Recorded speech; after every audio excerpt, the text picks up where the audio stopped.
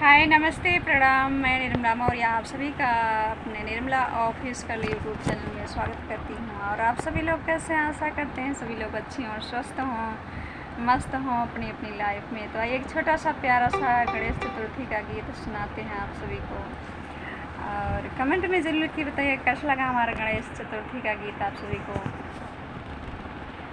गणेश जी का सोहर है, गणेश चतुर्थी है आज।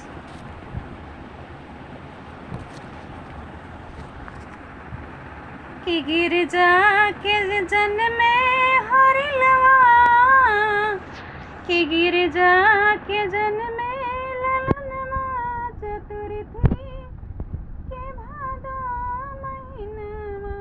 गिरजा के जन में ललनवा चतुर्थी के भादो महीनवा। गिरजा के जन में ललनवा चतुर्थी के भादो महीनवा। भादो महीनवा हो भादो महीनवा, भादो महीनवा हो भादो महीनवा। सब देव अइले भवनवा, कि सब देव अइले भवनवा चतुर्थी के भादो महीनवा। सब देव अइले भवनवा चतुर्थी के भादो महीनवा। कि गिरजा के जन में ललनवा चतुर्थी के भादो महीनवा। गिरजा के जन में ललनवा चतुर्थी के भादो महीनवा। भोरे भोरे बाल है हरिलवा के, भोरे भोरे बाल है हरिलवा के, भोरे भोरे बाल है हरिलवा के। शिव जी मगन सब देव हरसाए, शिव जी मगन सब देव हरसाए। सब देवियन मिली दहली बधाई, सब देवियन मिली दहली बधाई, सब देवियन मिली दहली बधाई। कि सब देवियन मिली दहली बधाई। गिरजा के जन में ललनवा, कि गिरजा के जन में ललनवा चतुर्थी के भादो महीनवा। गिरजा के जन में ललनवा चतुर्थी के भादो महीनवा। कि गिरजा के जन में ललनवा चतुर्थी के भादो महीनवा। गौरा के महकल अगनवा, कि गौरा के महकल अगनवा चतुर्थी के भादो महीनवा। गौरा के महकल अगनवा चतुर्थी के भादो महीनवा। गौरा के महकल अगनवा चतुर्थी के भादो महीनवा। चमके चंद जैसे लीलार रे हरिलवा के, चमके चंद जैसे हरिलवा लीलार हो। चमके चंद जैसे हरिलवा लीलार हो, चमके चंद जैसे हरिलवा लीलार हो।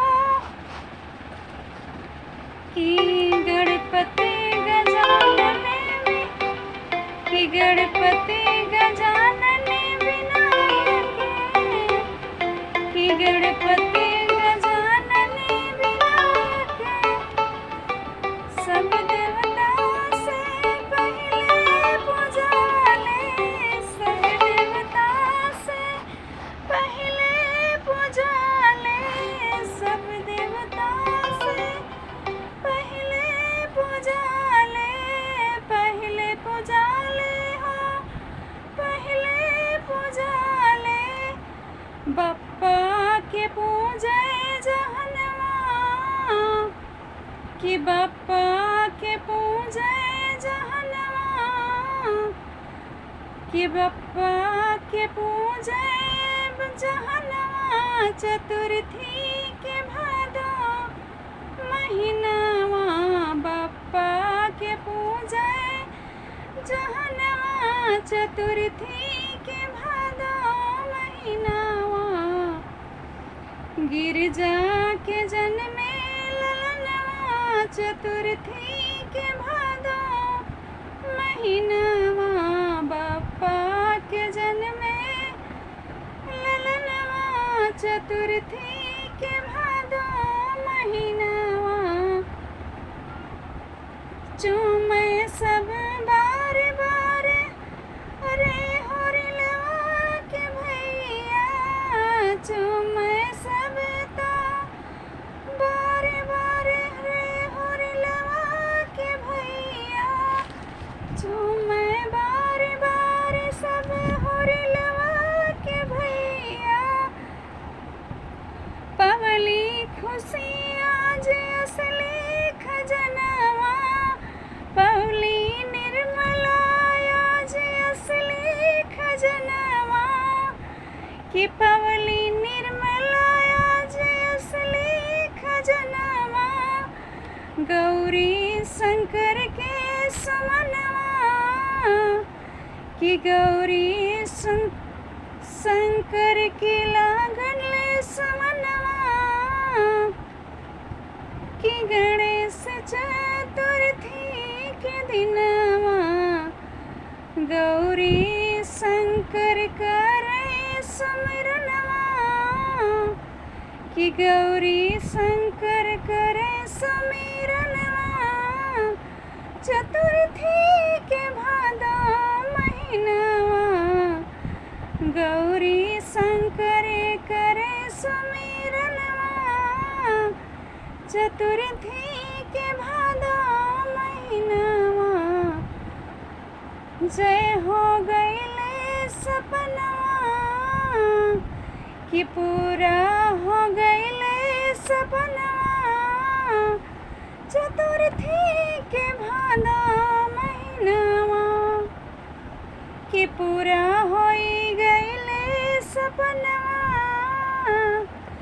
कि पूरा होई गईले सपनवा। चतुर्थी के भादो महीनावा। गिरजा के जन्मे ललनवा, कि गिरजा के जन्मे ललनवा। चतुर्थी के भादो महीनावा। गिरजा के जन्मे ललनवा। चतुर्थी के भादो महीनावा। सो प्रिय दोस्त, कमेंट में ज़रूर की बताइए, लिख के बताइए कैसा लगा हमारा अवधि गीत, गणेश चतुर्थी का गीत आप सभी को। तो प्लीज़ हमारी वीडियो को लाइक सब्सक्राइब ज़रूर करें और ज़्यादा से ज़्यादा हमारी वीडियो को शेयर करें और अपना लाड प्यार दुलार आशीर्वाद ज़रूर दें हमें। आगे की नेक्स्ट वीडियो मिलते हैं किसी और गीत के साथ।